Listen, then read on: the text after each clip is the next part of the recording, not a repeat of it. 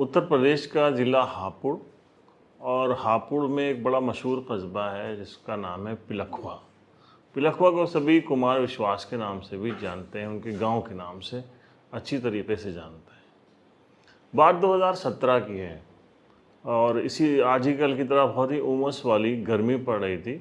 अब एक परिवार था, वो अपने घर के आंगन में सोया हुआ था। एक 3 साल की बच्ची थी, वो अपनी माँ के साथ लेटी हुई थी। पास में एक और दूसरी चारपाई के ऊपर उस बच्ची का पिता सोया हुआ था। रात करीब 12-1 बजे का वक्त था। माँ की नींद खुली तो उसके होश उड़ गए। माँ ने देखा कि उनकी जो 3 साल की बच्ची थी वो बिस्तर पे नहीं थी। जल्दी से उसको घर में तलाशा गया। जब वो नहीं मिली तो माँ ने फ़ौरन अपने हस्बैंड को जगाया और कहा कि बिटिया नहीं मिल रही है। अब पहले सब चौंक गए, ढूंढाई शुरू हुई। घर में जब कहीं नहीं मिली तो फिर शोर होना शुरू हो गया। आसपास के लोग आ गए और उस बच्ची की ढूंढाई शुरू हुई।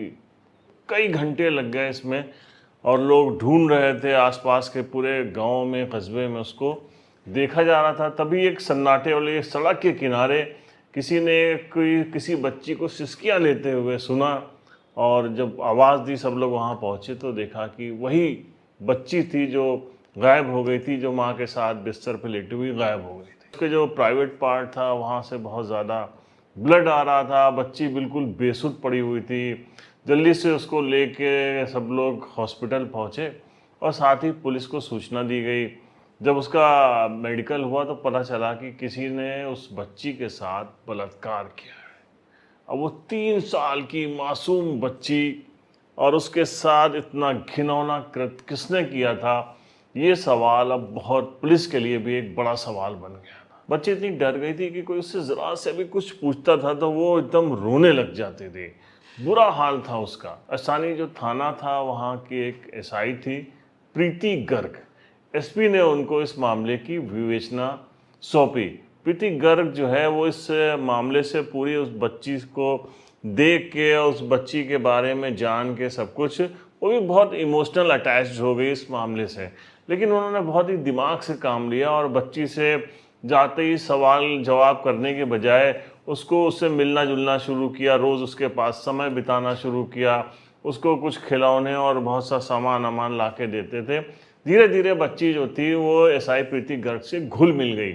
जब घुल मिल गई तब फिर प्रीति गर्ग ने धीरे धीरे उस बच्ची से पूछना शुरू किया कि वो कौन था जो तुम्हें उठा के ले गया, क्या तुम उसको पहचानती हो, किस टाइप का देखने में लगता था, लंबा था, नाटा था, चौड़ा था, शक्ल उसकी कैसे थी, मूछें रखाए हुए था, नहीं रखाए हुए था। बहुत सारे सवाल प्रीति गर्ग ने उससे धीरे धीरे पूछा, लेकिन बच्ची कुछ भी बताने में असमर्थ हो रही थी। और प्रीति गर्ग से लगातार जो सीनियर ऑफिसर थे वो फीडबैक भी ले रहे थे कि क्या चल रहा है इस मामले में। थोड़ा समय बीत गया था लेकिन अभी भी उस अपराधी के बारे में, उस राक्षस के बारे में पुलिस को कुछ भी पता नहीं चल पा रहा था, जिसने 3 साल की मासूम बच्ची के साथ ऐसा घिनौना कृत्य किया था।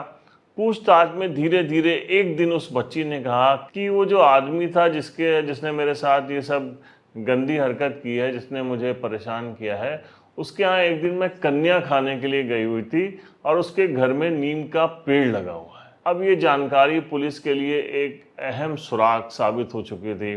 प्रीति गर्ग ने बहुत मेहनत की और धीरे धीरे आसपास के रहने वाले कम से कम 500 लोगों के फोटोग्राफ्स इकट्ठा किए और उस बच्ची को उन्होंने दिखाना शुरू किया। धीरे धीरे करते करते एकदम से एक फ़ोटो के ऊपर उस बच्ची ने वो उंगली रख दी कि हाँ ये वो आदमी है। लेकिन अभी भी ऐसा ही प्रीति गर्ग को लग रहा था कि ऐसा तो नहीं है, कि बच्ची थोड़ा कंफ्यूज हो गई हो। इतने सारे फ़ोटोज़ मैंने आसपास के लोगों के दिखाए हैं, इसको कन्फ्यूज़न हो रहा है। तो वो बार बार 10-12 फ़ोटो और लेती, उसके बीच में रख देती। जब कई बार ये क्रम जारी रहा और बच्ची हर बार उस फ़ोटो के ऊपर ही उंगली रखती थी, तो फिर एसआई ने उसके बाद भी धीरे धीरे उस आदमी का नाम पता लगाया मुखबिर के ज़रिए। फिर उसके घर गई और जब देखा कि हाँ वाकई उसके घर के आंगन में नीम का पेड़ लगा हुआ है, और उसके बाद उस आदमी को गिरफ्तार किया गया। गिरफ्तारी के बाद जब थाने में उसके ऊपर पुलिस ने कड़ाई से पूछताछ की, अपने तरीके से पूछताछ की, तो उस राक्षस ने सारे राज उगल दिया। उसने कहा कि हाँ, घटना वाले दिन उसने बहुत शराब पी रखी थी। ये बच्ची जब उसके यहाँ जो है वो कन्या खिलाने के लिए आई हुई थी, उसी दिन मेरी निगाह इसके ऊपर थी, तभी से ये मुझे अच्छी लगी थी, तभी से मैं इसके ऊपर निगाह रखे हुए था। और उस दिन जब रात में मैं निकला तो देखा ये आंगन में जो है अपनी माँ के साथ लेटी हुई थी, और मेरे दिमाग में वही बच्ची सवार थी, इसलिए मैंने उसका मुंह दबाया। मुंह दबा के मैं उठा ले गया। फिर मैंने इसके साथ दुराचार किया, और उसके बाद मुझे लगा एक समझ वो बेसुध हो गई थी, मुझे लगा कि ये मर गई, तो मैं इसको सड़क के किनारे वहीं फेंक कर फरार हो गया था। तो इसके बाद फिर पुलिस ने चार्जशीट दाखिल की। 1.5 साल लगे थे इस पूरे मामले में चार्जशीट दाखिल करने तक, लेकिन जो एसआई थे और पुलिस ने बहुत ज़्यादा इस मामले में जो है सारे सबूत इकट्ठा किए थे, और उसका ही नतीजा रहा कि 1.5 साल के अंदर फास्ट ट्रैक कोर्ट में जो है पास्को एक्ट के तहत और ये जो बलात्कार के तहत उसको 10 साल की सज़ा जो है वो सुनाई गई। तो ये जो एसआई थी प्रीति, उनका एक बड़ा रोल था, वो बहुत ही इमोशनली इस केस में लगी हुई थी, और उन्होंने जो है बहुत अच्छे तरीके से इस केस को हैंडल किया और उस 3 साल की बच्ची को न्याय दिलाया। आज वो अभियुक्त, आज वो राक्षस जो है वो सलाखों के पीछे सदा काट रहा है। तो एक पुलिस की अच्छी संवेदनशीलता का मामला था, और इस मामले में पुलिस ने वाकई बहुत ही अच्छे से इस केस को हैंडल किया और न्याय दिलाया। इसी तरीके से पुलिस जब अपना काम करती है तो जनता के बीच में उसका विश्वास भी बढ़ता है। मैं हूं परवेज़ अहमद, आप देख रहे थे हमारा ख़ास कार्यक्रम खिलाफत। हम मिलते हैं नेक्स्ट एपिसोड में एक नई स्टोरी के साथ, तब तक के लिए जय हिंद।